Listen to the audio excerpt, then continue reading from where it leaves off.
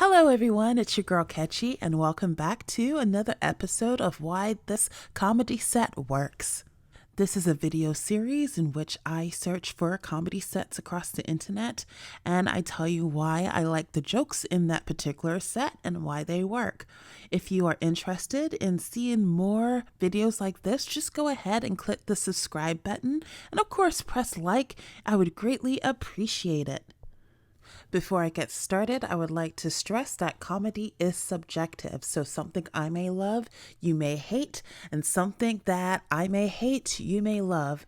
All I ask is if you disagree, just go ahead and put your comments down below so everyone's voice is heard. Now that we've gotten that out the way, let's go ahead and get started with today's video. Today's set is actually a requested one. A fellow comedian by the name of Darren had suggested that I look over this particular video. He thought that I would enjoy it. So this is our first request video. Hey yo, thank you for the suggestion. The comedian that we're going to be looking at is a comedian by the name of Brian Simpson. Now, I have not watched a full set of his yet, but I do know that we are probably going to hear a lot from him in the future because he is one of the, I think, 6 people that has been given a half-hour stand-up comedy set through Netflix. I think he's already recorded it, and so it should be released within the next year or so. So once again, you're going to be hearing about him. But now we are going to be watching a video of him doing a type 5 on the David Spade show. I did not know that David Spade had a show. That's how great of a comedian I am. I'm really on it today. But nevertheless, let's go ahead and check out these 5 minutes from the comedian Brian Simpson. Just a heads up before we get started, I apologize for the video quality. I just had issues with my computer. Don't worry about it. Just listen to the smooth sounds of Brian. Okay, cool. All right.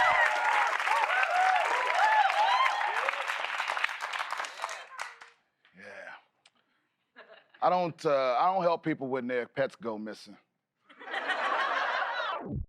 Okay, I know he hasn't told a joke yet, but I just want to say that I really appreciate his presence on stage. Like, he is like this chill black guy, and whenever I see a chill black guy on stage, I already know they're about to wreck some stuff, okay? He's about to say some really thought-provoking stuff. I already know, and I have that confidence because he already has that presence. And I also appreciate he went straight and to the point. He didn't say, hey, how you doing? He's like, hey, listen. So we already know he's about to say some crazy things, and I'm really excited. Now I'm already invested. Now, when I see one of those signs and it's like lost dog, I'm like, all right, that's one side of the story. Yeah. You're using the word lost, but what if I ask the dog, maybe he escaped? You know? Those people want you to think their dog's biggest problem is it can't find them. But I saw this documentary. It turns out the average canine can recognize a familiar scent for up to 13 miles for up to 48 hours. So maybe your dog know exactly where you are. You know? Yes, Brian, you better come and read down these dog owners. Sorry, I really appreciate this joke just because I can identify with it, because there's often times when I see lost dog signs, I wonder, I'm like, well, my sister's dog, it never has gotten lost. Like, it's never ran away. And like, it knows exactly where it's supposed to go. Whenever I take that dog for a walk, it already knows how to get back to the house, and it walks up to the house. So he knows where he's staying. So I wonder about these dogs that get lost. I'm like, what have you been doing with the dog where it doesn't want to come back home? You know what I mean? So I like that he pointed that out. And I like his economy of language. He gets straight to the point, and that's good. Yeah. You just can't handle the fact that he chose the streets. Say that something is for the streets and I am going to cackle. Just put any object in there and it's going to make me laugh. You can say that these pencils are for the streets and I'm going to laugh. So I like that he did that there.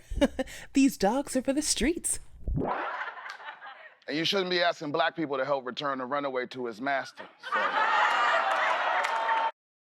OMG, like, this is kind of perfect. Like, it was just the chef's kiss of punchlines. He had just made us laugh, and we were laughing, and then he just smooth, like, knocked us with some truth. That was good. Okay, I like this guy. Oh, shit, racism. Here we go. We don't talk about racism enough because it makes everybody, white people, uncomfortable. Oh, the shade of it all. I love that he's able to get in an extra laugh by sliding in white people in the middle of his sentence. Like, that's great. I like this guy. Like, we treat racism like herpes. We just act like it's not everywhere. Then every now and then there's a flare up. And America's like, I don't have it. I don't know where everybody's getting it from. And then all the black people are like, well, this is the only country that's been fucking me, so why is my freedom so bumpy? You know what I mean? My goodness, this is genius right here.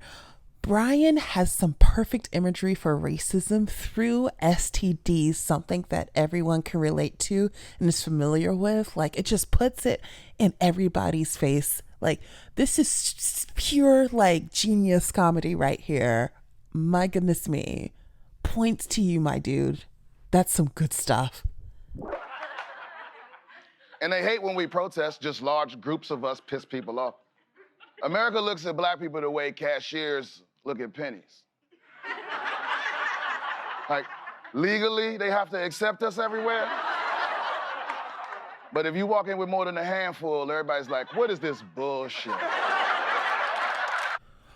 Wow, wow, wow. Like, Brian's commentary about race is so on point. It is scary. Like, he is definitely using, like, everyday things that we identify with in order for us to understand how Black people deal with race. This is like clean, amazing material right here. Like, people take notes for real, because he is doing the thing.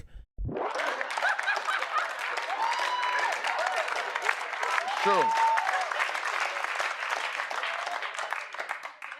Reviews are ruining everybody. Everybody thinks their fucking opinion is valuable because we can review things. Remember the golden days? Remember the early 90s? If you went out somewhere and there was something wrong with your sandwich or something, you got home, you just had to shut the fuck up about it. Yeah. Nobody cared what happened to you at Applebee's when Bill Clinton was president. Now every single American is like, oh, I had to ask twice for napkins. I'm gonna put this place out of business. Yeah. Listen, he is not lying. We all be like that sometimes. Yeah, I don't see the lies here. Carry on. You know, there's people leaving 1-star reviews on national parks. Yeah. Somebody gave Yellowstone National Park a 1-star review. And I quote, went camping, only saw one bear. Bullshit. How arrogant do you have to be to give the Earth a 1-star rating? It's the only habitable planet. Now, who out here is leaving a 1-star review for the Earth? Like, y'all should be ashamed of yourselves. But to be quite honest, I'm not surprised it happens because we live in a hypercritical society to the point where I'm becoming almost numb to it. Like, for example, when I open up my Google Maps, it shows like the reviews of like stores that I want to go to. Like if I wanted to go to a Walmart or a Target, they all say 2 stars, and I ignore them because I know what I'm getting with those things. But a lot of people like to critique the hell out of these stores, and it's getting to the point where I'm getting desensitized, and that's a problem. You can watch 10 YouTube videos now and be like, you know what? Fuck the people that have a degree in this. I have some theories of my own, Neil deGrasse Tyson. You know those people that don't believe the Earth is round? Yeah, they call themselves flat earthers, and their whole reasoning is, it don't seem round from here. Because they can't see the curve, they don't think it's real. Like, there's people smarter than you, dude. Just accept that. Fuck what you can see. You've never seen germs. I bet if I sneeze in your mouth, you'll make a doctor's appointment. Okay, once again, I would like to commend Brian for his economy of language. Like, not one word is wasted here. He is just going straight to the point. Set up punchline. And there are in streamlined sentences. I envy this skill in a stand-up comedian. I'm working on doing it myself. And so when I see it in action, like, I just can't help but admire it. So once again, kudos to you, Brian. Like, you're killing it. Yeah. And stop assuming that black people's biggest fear is racist cops. It's racist in every job. You know what's more terrifying than a racist cop? A racist lifeguard. A racist cop got to at least break a sweat, lie to somebody. A racist lifeguard just have to not notice you out there. And you dead. So ask yourselves, is it that black people can't swim?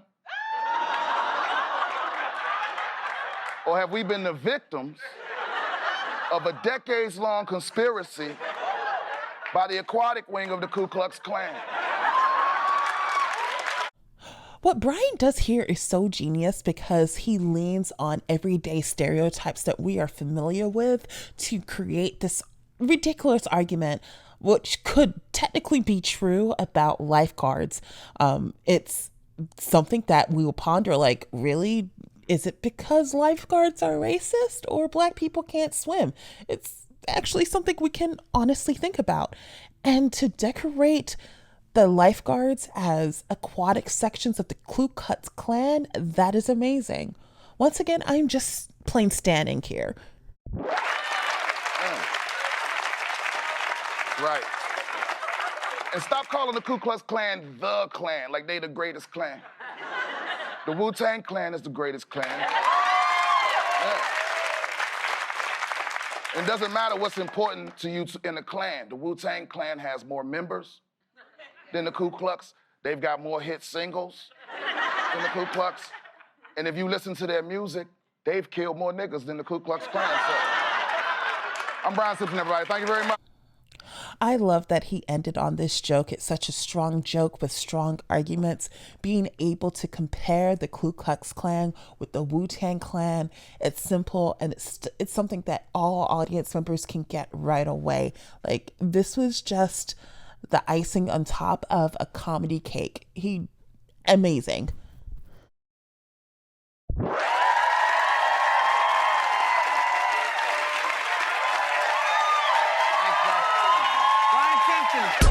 So we have come to the end of Brian Simpson's set with David Spade.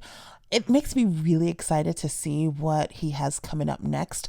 I'm definitely going to be waiting for his 30-minute stand-up special with Netflix with anticipation. So I want to say thank you so much to Darren for referring me to this video, because now I am a fan of Brian Simpson for sure. With that being said, I'm going to leave the socials for Brian Simpson in the description so you can follow him. So if he's ever in your city, you can go ahead and see him. And whenever that Netflix special drops, you can see that too. With that being said, I'm done. Have a great day. Bye.